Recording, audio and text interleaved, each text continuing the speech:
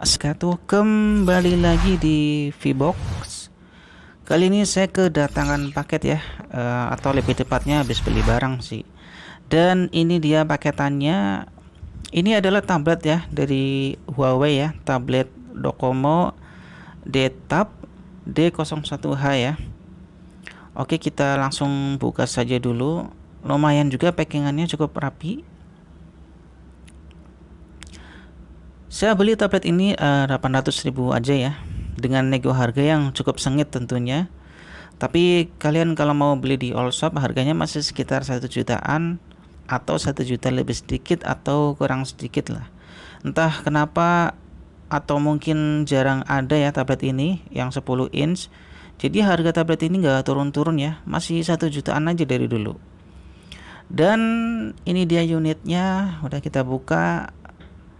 Huawei D-Tab D01H ya. Saya dapat casing juga, ini lumayan sangat. Soalnya aksesoris tablet 10 inci ini biasanya harganya lumayan mahal ya. Anti gores, casing, pernak-perniknya itu mahal-mahal ya karena ukurannya gede juga. Jadi ini lumayan banget lah. Ini karena saya beli sama pengguna langsung ya. Jadi ya hitung-hitung ada untung-untungannya lah. Oke, kita cek-cek dulu ya. Unitnya sekilas mulus ya. Malah bisa saya katakan lag-nya lah sekitar 95%-an lah. Dari depan mulus, hampir tidak ada goresan ya. Di layarnya juga mulus. Bagian samping-samping frame-nya ini juga mulus ya. Kemudian di bagian belakang ini juga mulus. Ya, ada baretan-baretan halus sedikit kecil, masih oke lah. Tapi overall masih bisa saya katakan mulus ya. Oke, kita coba nyalakan saja.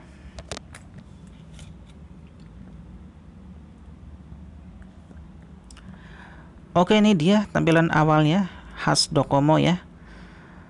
Pertama dinyalakan akan banyak aplikasi Docomo-nya jelas. Tapi jangan khawatir karena sebagian besar bisa di uninstall ya. Ya, ada juga yang hanya bisa dinonaktifkan. Tapi wajar di mana-mana Docomo seperti itu dan tidak terlalu menguras memori kok. Saya lihat di sini mantap banget ya layarnya. Udah saya nyalakan. Bening dan tajam ya. Ya, ini karena resolusinya sudah Full HD juga. Jadi ya memang sudah seharusnya sih. Untuk cek hardware handphone atau tablet di Android, kita bisa pakai aplikasi seperti ini ya, atau semacamnya atau yang serupa. Jadi kalian tidak usah bingung-bingung nyari kode rahasiaan, karena kode rahasia itu suka berbeda ya masing-masing vendor. Jadi pakai aplikasi ini lebih praktis. Dan sudah saya cek semuanya berfungsi dengan baik ya, sensor-sensornya ya. Untuk spesifikasi tablet ini sendiri sebagai berikutnya. Layarnya 10 inci Full HD, kemudian prosesornya buatan Huawei sendiri ya, Kirin 935 dengan clock speednya 2 GHz ya, dipadu dengan RAM yang cuma 2 GB ini, dan internalnya juga kecil 16 GB. Kamera belakang 13, kamera depan 5 megapiksel, baterainya 6000 mAh, dan Androidnya 5.1 Lollipop ya. Dan ada headline utamanya juga di sini, yaitu ada fitur speaker Harman Kardon ya. Ya, kita nanti bisa cek lagi lah speakernya ini.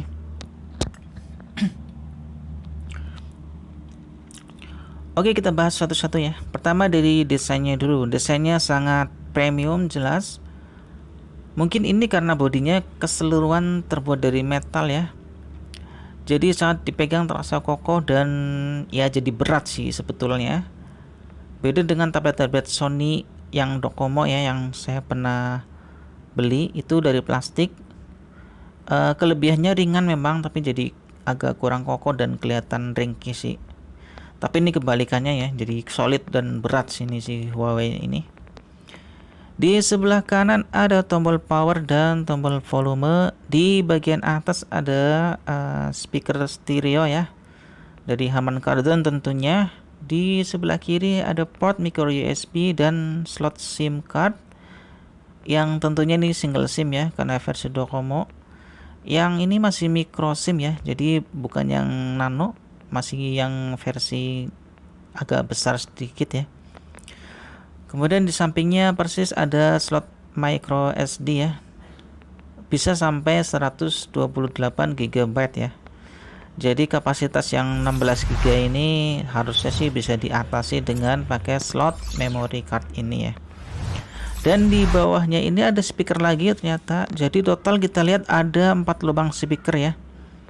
Saya coba dengarkan. Memang speaker semua nih ternyata, empat-empatnya, bukan cuman lubang saja ya. Oke, kita masuk ke bagian inti dari tablet ini ya, yaitu layarnya yang 10,1 inch ya. Kualitasnya sama seperti handphone dari Huawei ya, jadi enak dilihat, kerapatannya cukup oke, yang mencapai 244 ppi ya. Jadi buat nonton masih sangat enak, dan untuk baca-baca tulisan kecil pun masih sangat oke, masih tajam, dan warnanya juga cukup gondreng ya, tidak pucat, cukup nyala warnanya. Dan untuk urusan kualitas, saya rasa layar ini juara lah. Kemudian di bagian speaker ini juga memang kualitasnya beneran bagus ya, suaranya cukup ngebass ternyata dan tidak cempreng. Jadi Harman Kardonnya ini bener-bener kualitasnya bener-bener keluar ya, bukan cuman embel-embel Harman Kardonan. Dibandingkan tablet biasa, ini jelas lebih dari cukup ya suaranya, dan cukup lantang juga ternyata. Sayangnya di tablet ini tidak ada earpiece ya, jadi jangan telepon pakai mode tempel kuping ya, karena suaranya tidak akan keluar dari ujung-ujungnya karena tidak ada earpiece-nya ya. Oke, kita lanjut ke performanya dengan spek yang seperti itu tadi ya. Saya tes dengan Antutu Benchmark, lumayan juga tembus di 90 ribuan ya skornya. Entah kenapa ini cukup tinggi juga saya rasa. Oke, kita langsung coba eksekusi dengan game PUBG Mobile saja ya. Saya mainkan game PUBG Mobile ini tentu saja dengan settingan paling kiri. Bisa dapat di smooth hack ya. Tidak apa-apa, kita coba langsung saja ya.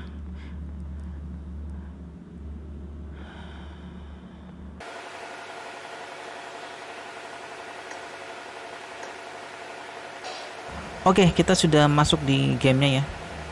Seperti bayangan saya ya, memang agak kurang nyaman ya kalau buat main game ini. Frame rate-nya sering drop ya, atau patah-patah. Untuk bisa sih bisa saja ya, seperti ini kurang lebih saat saya memainkan game PUBG Mobile ini ya. Cuman ini layarnya gede banget, jadi enak untuk bisa melihat musuh dari jarak jauh ya. Tapi ya jadi susah sih mencet tombol-tombolnya. Ya sebetulnya sih butuh pembiasaan saja ya.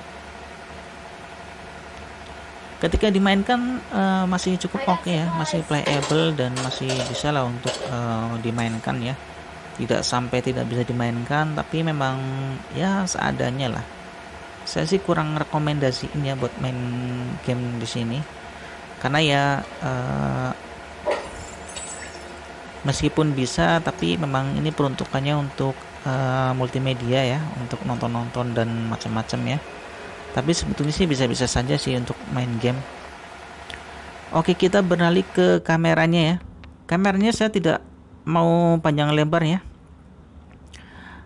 Hasilnya cukup bagus untuk sekelas tablet ya, dan untuk meeting online ini sudah lebih dari cukup ya, untuk keperluan standar masih oke lah. Kemudian daya tahan baterainya jelas ini sangat awet ya, dengan kapasitas 6000 mAh.